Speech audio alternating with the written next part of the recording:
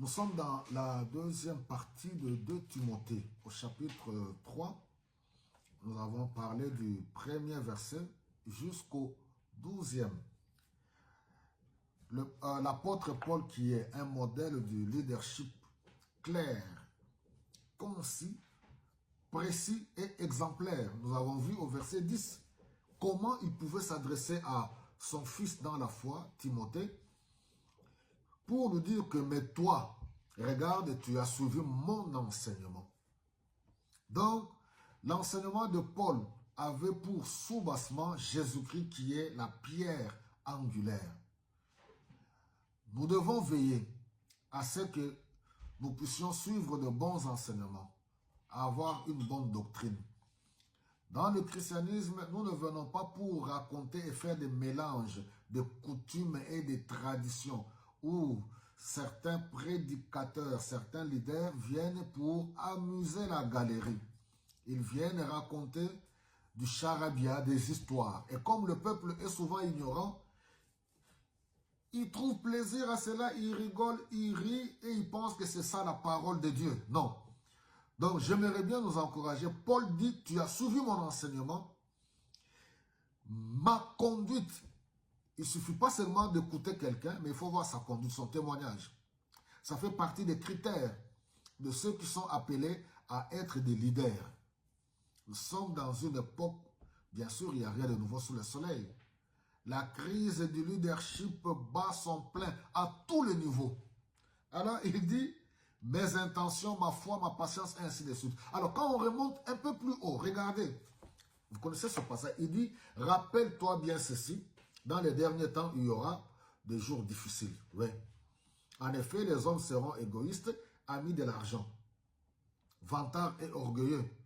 Les vrais hommes de Dieu, nous devons être loin de toutes ces choses-là. Aimer l'argent, l'orgueil, le vantardise, et ainsi de suite. Ils feront insulte à Dieu et seront rebelles à leurs parents.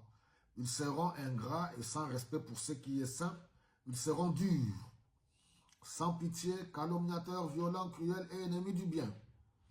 Ils seront traîtres, emportés et enflés d'orgueil. Ils aimeront le plaisir plus que Dieu. C'est ce qui caractérise la société d'aujourd'hui. Il ne faut pas que nous, les enfants de Dieu et les hommes de Dieu, que nous puissions être cités parmi ces choses. Ils garderont les formes extérieures de la foi, mais ils en rejetteront la puissance. Détourne-toi de ces gens-là. Parce que nous les côtoyons, nous sommes avec eux. Ils sont dans les églises. Ils sont nos amis, nous sommes avec eux. Ils sont des apôtres, des prophètes, des pasteurs. Voilà, ainsi de suite. Il dit, détourne-toi de ces gens-là. Certains d'entre eux s'introduisent dans les maisons et soumettent à leur influence des faibles femmes. Les femmes ont toujours été connues depuis des années être des fanatiques, être sensibles, être faibles. Voilà, chanter, danser, voilà, et ainsi de suite. Pasteur, daddy, prophète, j'ai rêvé, voilà, prie pour moi, prophète, daddy, voilà, ma famille, ma maison, mes enfants, prophète, daddy, s'il te plaît, des faibles femmes chargées de péché, entraînées par toutes sortes de désirs. C'est pas moi qui l'ai dit, c'est les Écritures. Elles cherchent toujours à apprendre, mais sans jamais parvenir à connaître la vérité. Elles sont toujours là, des bébés spirituels. Elles courent toujours derrière les prophètes, les daddies. Prie pour moi, impose-moi les mains, viens à la maison, viens prier pour moi. Elles sont toujours en train d'apprendre. Elles ne grandissent jamais. De même que Jeannès et Jambes se sont opposés à Moïse, de même ces gens s'opposent à la vérité. Ce sont des hommes à l'esprit faussé et dont la foi ne vaut rien, mais ils n'iront pas très loin, car tout le monde se rendra compte de leur stupidité, comme ce fut le cas pour Jeannès et Jambes. C'est ainsi qu'au verset 10, il dit, mais toi, tu m'as suivi. Voilà un vrai leader. Ne suis pas le modèle de mauvais leader. Ne suis pas les autres personnes qui n'ont pas un bon témoignage. Est-ce qu'aujourd'hui, les chrétiens, peuple de Dieu, êtes-vous capables d'avoir le discernement pour comprendre que oui, quand je vois les gens pleurer aujourd'hui au nom des pasteurs, il ne faut pas pleurer. Vous êtes vous-même loin de Dieu. Vous n'aimez pas les choses de Dieu. Vous n'avez pas le Saint-Esprit. Vous vous êtes choisi vous-même. Vous avez décidé de vous choisir des prophètes et des hommes de Dieu selon vos critères à vous, selon vos modèles, non pas selon les Saintes Écritures. Pourquoi les gens pleurent aujourd'hui? Parce que vous avez rejeté les vrais hommes de Dieu. Vous avez rejeté la parole de Dieu. Vous avez rejeté la grâce de Dieu. Et aujourd'hui, vous êtes servis. Ça fait très mal. On ne trouve pas plaisir à cela.